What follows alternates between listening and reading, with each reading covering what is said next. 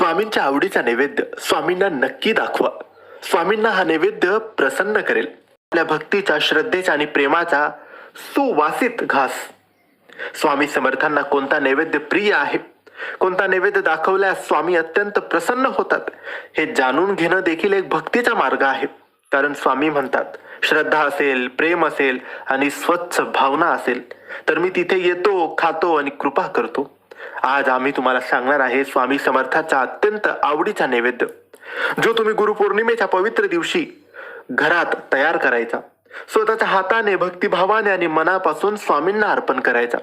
हा नैवेद्य अर्पण केल्यावर फक्त तुमचं घर प्रसन्न होत नाही, तर मन शांत होतं, संकट हलकी होतात आणि स्वामींच्या कृपेचा अनुभव तुमच्या जीवनावर घडू लागतो. चला तर मग या गुरुपौर्णिमेला आपण केवळ पूजा नाही करणार, तर स्वामींना त्यांच्या आवडीचा नैवेद्य अर्पण करणार आहोत. तो पण प्रेमाने, भक्तीने आणि पूर्ण विश्वासाने. मित्रांनो, स्वामींना अनेक पदार्थ आवडतात, पण 2-4 काही पदार्थ आहेत, खास पदार्थ आहेत, जे स्वामी हयातीमध्ये असताना त्यांचे भक्त, त्यांचे सेवेकरी त्यांच्यासाठी आणायचे आणि स्वामी प्रेमाने, आवडीने ते ग्रहण करायचे. तो नैवेद्य म्हणजे पुरणपोळीचा नैवेद्य.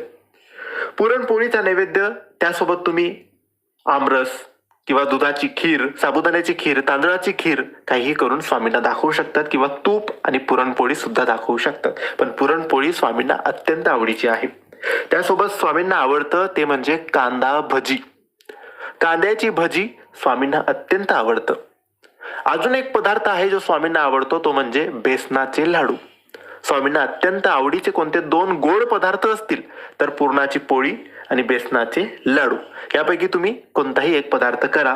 कांदा भजी करा, जी ही भाजी चपाती केली असेल असा संपूर्ण ताटभर नैवेद्य स्वामींना गुरुपौर्णिमेच्या दिवशी सकाळी किंवा संध्याकाळी तुम्ही दाखवायचा आहे.